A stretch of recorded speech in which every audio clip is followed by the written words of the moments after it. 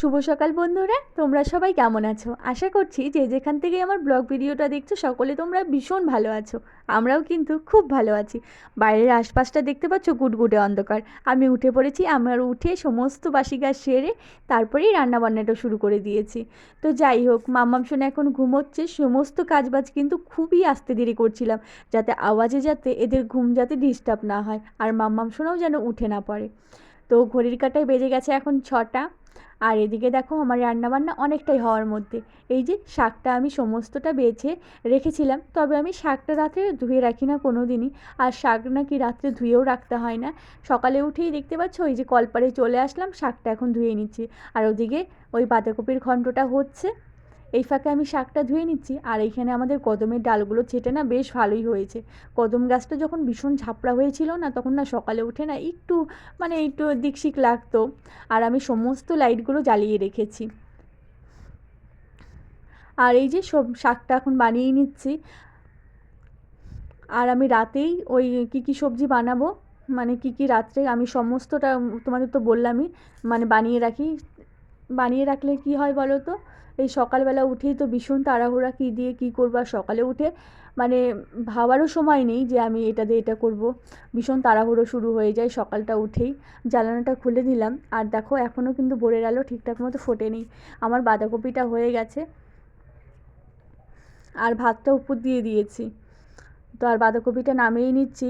এই পাশের কড়াইটাই আমি ভালো করে ধুয়ে আবার শাকটা বসিয়ে দিব। আর এখানে দেখতে পাচ্ছ আমি জানালাটা খুলে দিলাম।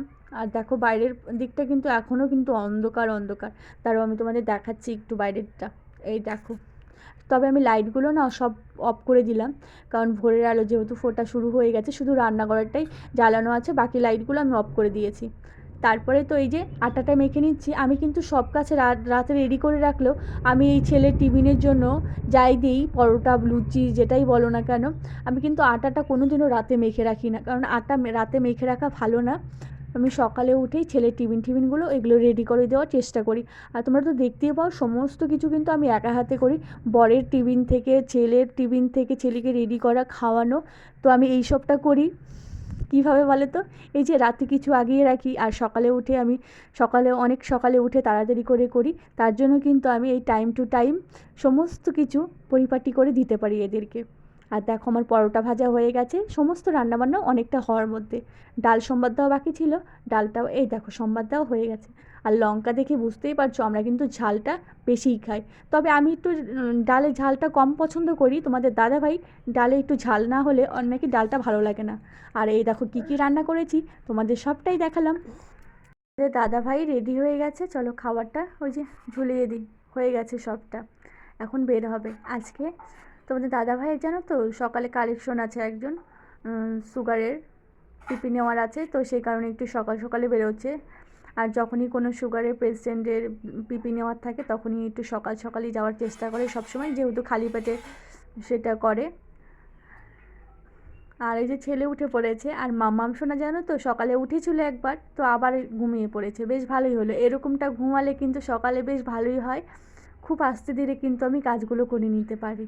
আর সকাল সকাল উঠলে কি বলো তো, হয়েও যায় কোনো কোনো দিন না, যখন যেদিন একটু ঝামেলা করে সেদিন একটু দেরি হয়। তবে আমি চেষ্টা করি সমস্ত কাজ এভাবে আস্তে ধীরে টিপটাপ করে করার।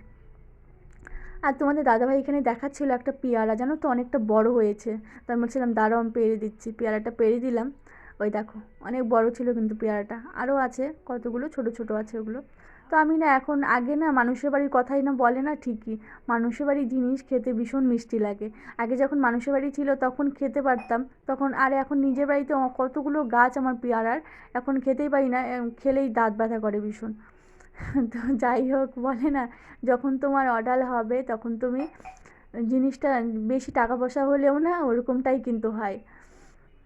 আর এই যে এখন বাড়িতে কতগুলো আমার পেয়ারা গাছ দেখতে পাচ্ছ, কিন্তু আমি এখন পেয়ারা খেলেই আমার ভীষণ দাঁত ব্যথা করে। তো যাই হোক, দাঁতগুলো কমজোরি হয়ে গেছে।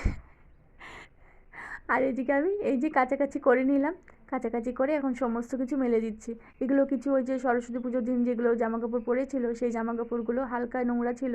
আর পরের দিন আমি তো অন্য জামাকাপড় কাছাকাছি করলাম, ভাবলাম এগুলো তো একটু হালকাই নোংরা হয়েছে, এগুলো পরের দিনই ধুয়ে দেবো। তো যেমন কথা তেমন কাজ, এগুলো এই যে সমস্ত কাচাকাচি করে মেলে দিচ্ছে। আর অনেকগুলো এক বালতি জামাকাপড় কাচাকাচি করেছি। মাম্মাম সোনা এখানে এই যে বালি দিয়ে খেলছে, মাম্মাম সোনাকে স্নানটাও করাবো। আর আজকে রৌদ্রটা কিন্তু বেশ ভালোই আছে। আর ওদিকে কিছু জামাকাপড় মেলে দিয়ে আসলাম, কারণ ওদিকে না আরেকটু পরে ছায়া পড়ে যাবে। আর এই যে চালের উপর আমি সমস্ত জামাকাপড় দিয়ে দিচ্ছি, কারণ চালে না বিকেল পর্যন্ত মানে রৌদ্রটা পড়ে, সেই কারণে। আর বড় গোলাপটা দেখতে পাচ্ছ, ওটা না ঝরে যাবে, আমি পাপড়িগুলো উঠিয়ে রাখবো। আর এই যে ছেলেরও কিছু জামাকাপড় আছে, সেগুলোকে আমি মেলে দিচ্ছি। আজকে গেটে না জানো তালা দিয়ে দিয়েছি।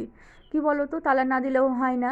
আমি এদিকে যখন কাছাকাছি করছিলাম, মাম্মাম শোনা না গেটের দিকে বারবার চলে যায়, আর গেট ধাক্কালেই খুলে যায় গেটটা।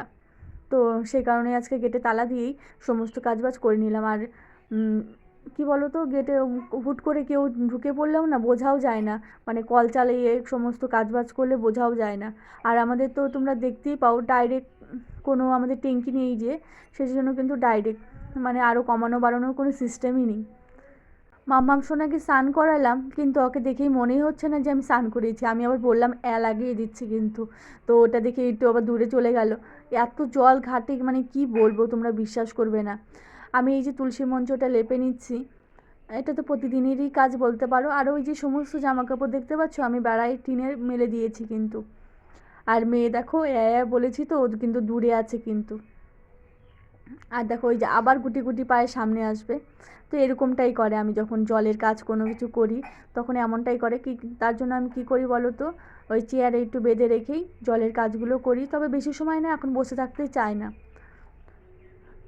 তো এইভাবেই যে সব কাজটা করে নিতে হয়। আর দেখো বারবার যখনই ও আমার কাছে আসে বালতি, তখনই আমি বলছি যে গোবর আছে, তো এটা আমি লাগিয়ে দেবো, তো ও আবার দূরে চলে যাচ্ছে। তো এরকম করতে করতেই দেখতে পাচ্ছ আমি সবটা মুখে মুছে নিলাম, কিন্তু ওই দেখো আবার হাতাচ্ছে, দেখতে পাচ্ছ। মানে ও জল ঘাটতে ভীষণ পছন্দ করে। আর এই যে আবার হাত পা ধুয়ে ঘরে নিয়ে আসলাম, তো ভাবলাম একটু ঘুম পাড়াই।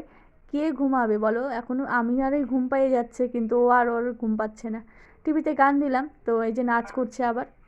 তো আমি ভাবলাম তাহলে ঘরে থাকো, তাহলে আমি কাজগুলো করে নিই, বাসনগুলো মাজার আছে সেগুলো মেজে নিই, তো থাকবেই না। তারপরে এই যে মাম্মাম সোনার খাবারটা বানিয়ে নিলাম, মাম্মাম সোনাকে এখন খাওয়াবো।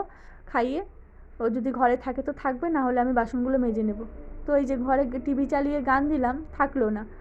তো এখানে এই যে পিঁড়ি পাতে বসিয়ে আমি এই যে বাসনগুলো মেজে এই যে ধুয়ে নিচ্ছি পরপর। আর দেখো বাসনগুলো মাজা হয়ে গেছে, এই যে ধুয়ে আমি এখন রাখছি। আর ও দাও দাও কাজ করবে, তো একটা প্রেশার কুকারে ওই ঢাকনিটা দিলাম, তো ওটা নিয়ে ওখানেই ট্যাচু হয়ে দাঁড়িয়ে আছে। তো দেখো স্নান টান করে ঘরে এসে মামাম সোনাকে আগে প্রথম কাজ ঘুম পাড়িয়ে নিলাম, কারণ অনেক দৌড়াদৌড়ি করে সারাদিন, ছোটাছুটি করে, একা একাই খেলে নিজের খুশি মতো, খেয়াল খুশি মতো। তো ওই দেখো ঘুম পাড়িয়ে তারপরে আমি পুজোটা দিয়ে নিলাম। আর এই উঠে পড়েছে, এর যা ঘুম 10 থেকে 15 মিনিট, খুব জোর আধা ঘন্টা, এর বেশি আর ঘুমাবে না। এই যে দাদার গাড়ি চলে এসেছে, মোড়ের মাথার থেকেই যেন ও বুঝে যায় যে দাদার গাড়ি এসেছে, দাদা এসেছে, দাদা এসেছে বলে বারবার ঘর আর গেট, আর আমাকে বলবে মা দাদা মা দাদা। তো আমিও চলে আসলাম। আর ছেলের মুডটা দেখে আজকে মনে হচ্ছে কিছু একটা হয়েছে, দাঁড়াও তোমাদের সঙ্গে দেখাচ্ছি। ওই দেখো আজকে আর ভালো লাগছে না।